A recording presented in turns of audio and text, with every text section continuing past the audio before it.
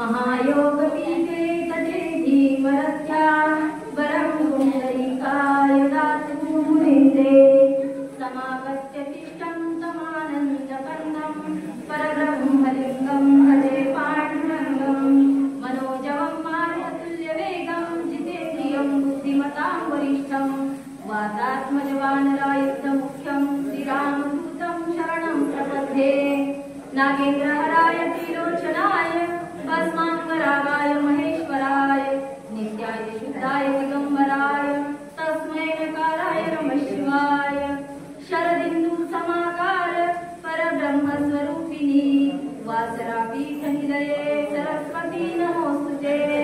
असो म्हणजे जमलेल्या सर्व वाचक सूचक भाविक भक्त मंडळीच्या माता मावळ्यांच्या चरणारविंदी नतमस्तक होऊन कथेला प्रारंभ।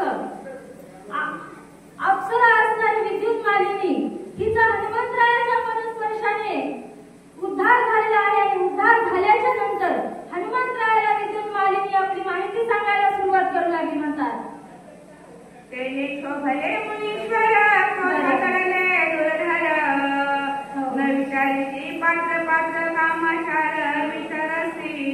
आणि विद्युत मालिनी आपली अशी माहिती सांगत होती की ती सूर्यासारखं तेजस्वी असणारं विमान तयार केलं होतं आणि त्या विमानामध्ये आकाशामध्ये विहार करत होते आणि विहार करतानाच माझ्या विमानाने अचानक एका ऋषीच्या आश्रमावर धडक घेतली आणि आश्रमामध्ये गेल्याच्या नंतर ऋषी पोपल्याच्या नंतर ऋषीने मला असा शाप दिला। अशी विद्युत मालिनी आपली माहिती हनुमंतरायाला देऊ लागली। महाग्रह दैसे कोणी एवढी झोंबे दाटुनी बरं दैसे आणि स्त्री ठाऊनी असमलक्षुनी पापिनी। ऋषी काय म्हणत होते की एखाद्या महाग्राही सारखी तू पापिनी आहेस आणि मनामध्ये पाप धरून तू माझ्या आश्रमामध्ये आली आहेस, परंतु मी त्या प्रकारचा नाही असं ऋषीश्वर त्या विद्युत मालिनीला त्या अप्सरेला बोलत होते। म्हणतात ग्रहाचे ठावसी ते तू महाग्राही होसी। बरं ऐसे शापिले वेगळीसी ते निग्रह स्वासी पावले। आणि म्हणले तू कशी एका महाग्राही सारखी धावत आलेली आहेस आणि एकाएकी माझ्या आश्रमावर धाड घातलीस, म्हणून मी तुला शाप देतो। तू एका महाग्राहीच्या अवतारामध्ये महाग्राहीच्या योनीमध्ये जन्माला येशील आणि कित्येक वर्षानुवर्ष तू त्याच योनीमध्ये पडशील असा श्राप ऋषीवर्य त्या विद्युत मालिनीला देऊ लागले। म्हणतात त्याची होनी शरणागत ना प्रार्थिले ते महंत। बरं रविनी चाले केले उठत दंड कथत मद झाला। आणि म्हणले त्यावेळी मी त्या ऋषींची क्षमा याचना केली, क्षमा याचना मागून उशाप मागितला आणि त्यांना दया येऊन त्यांनी मला उशाप दिला असं हनुमंतरायाला ते विद्युत मालिनी माहिती सांगू लागली। साधूची जो तरी छान अथवा तरी उद्धटपण किंवा तरी जो हेळण तत्काळ पतन तो पावे। आणि म्हणले कोणीही साधूची संतांची जो कोणी छळणा करील, जो कोणी साधू सोबत कपट करील त्याचा तळपट म्हणजे निश्चितपणे भाजेल, त्याचा कधीही चांगलं होणार नाही, त्याचा कधी कोणत्याही प्रकारे विनाशच पावेल तो, अशा प्रकारची माहिती सांगत होती। नवती पुराणीच्या कथा माझा अनुभव प्रत्यक्षाता। देवपेक्षी साधू संता त्याची संता रोकडी।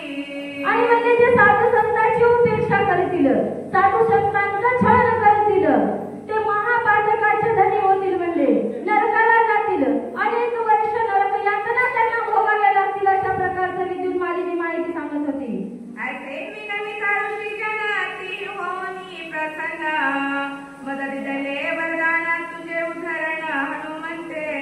आणि म्हणले मग ऋषीवर्याची एवढी मी प्रार्थना केल्याच्या नंतर ऋषीने मला उशाप दिला की त्रेतायुगामध्ये हनुमंतराय वल्ली नेण्यासाठी त्या डोंगरावर येतील म्हणले आणि तिथे आल्याच्या नंतर त्यांच्या पदस्पर्शाने तुझा उद्धार होईल असा उशाप ऋषींनी विद्युत मालिनीला दिला, अशी माहिती विद्युत मालिनी सांगू लागली।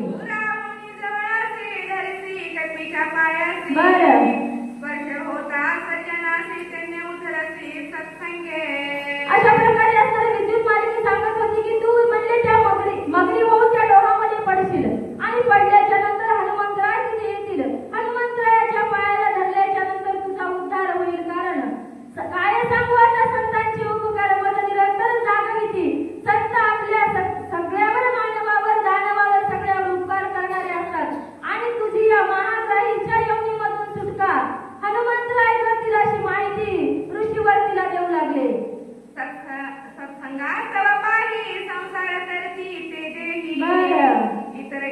बापुळे काही मुक्त होईले सत्संगे. आणि संतांची संगती लाभल्याच्या नंतर म्हणले सगळ्या संसाराच्या तापातून मुक्त होतो, शापातून मुक्त होतो, सगळ्या तापामध्ये ताप असलेल्या तापातून सुद्धा त्याची मुक्तता होते. परंतु त्याला संतांची संगत करण्याची आवड निर्माण झाली पाहिजे. आवड निर्माण झाल्याच्या नंतर सवड होते आणि सवड झाल्याच्या नंतर आपल्या जन्माचं सार्थक व्हायला वेळ लागत नाही म्हणतात.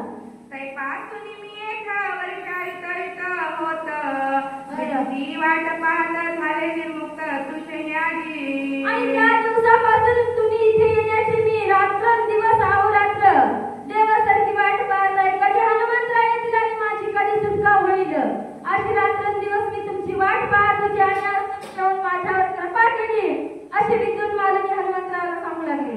जन्म मरणास अवस्था मद नाही का सर्वथा म्हणून काही काळ हानुलीलाचा स्वरूपता पावले. आणि तुमच्या पदस्पर्शाने मी पावन झाले म्हणजे मी कळी काळावर विजय प्राप्त केला आणि कळी काळावर विजय प्राप्त करून माझ्या देहाचा उद्धार झाला आणि आता मी पूर्ववत अप्सरा होऊन मी माझ्या स्वस्थानाला जाण्याचा अधिकार प्राप्त तुमच्यामुळे मला झाला असं सुद्धा विद्युत मालिनी सांगू लागली. आपले निज सुख पाही निरुपाले सत्कृपाई केली लाटले सर्वही खाले उतराई भवश्रमा. आणि म्हणले मी तुमच्यामुळे या देहामध्ये आले. तुम्ही इथे आला नसता तर मला हा देह प्राप्त झाला नसता. म्हणून मी तुमची खूप ऋणी आहे म्हणले आणि तुमच्या या ऋणातून मी काय उत्तराई व्हावं असा मला विचार येतो. अशा प्रकारची विद्युत मालनी त्यांचा उपकार व्यक्त करत होती म्हणतात. सद्गुरूची स्थिती आहे स्वयानुभवे त्या सुखाची. बरं. तेथील पावे शिष्याशी तुझ्याशी न करोनी. आणि सद्गुरूंची वृत्ती तशी असते म्हणतात.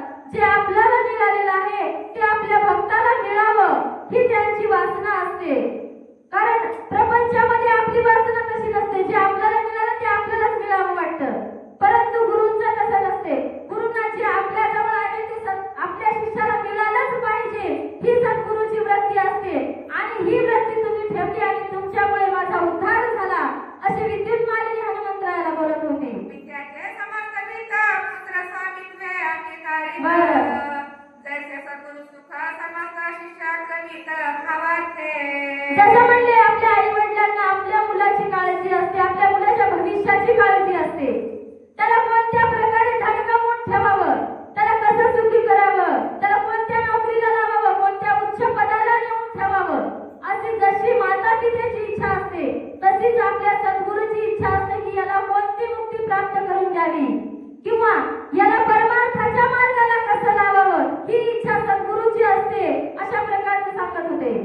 आता तर पक्षांची जाती पाही नेली माऊली वाचून काही मुख पसरवणी सर्व ही ग्रासाव खाई शैलीत. आणि म्हणजे अजात पक्षाची जात म्हणजे ज्या पिल्लांना पंख फुटलेले नसतात तशा प्रकारच्या पिल्लांना जशी त्यांची आई आपल्या चमचीमध्ये चारा आणते आणि त्याच्या तोंडामध्ये घास भरवते आणि त्याचं पोट भरते अशा प्रकारे गुरु माऊली आपल्या बोधामध्ये आपल्या भक्तांना समाविष्ट करून घेतात आणि त्यांना आपल्या बोधामृताचं अमृत पाजून त्यांना तृप्ती देतात. अशा प्रकारे ग्रंथकर्ते गावबा काका सांगत आहे.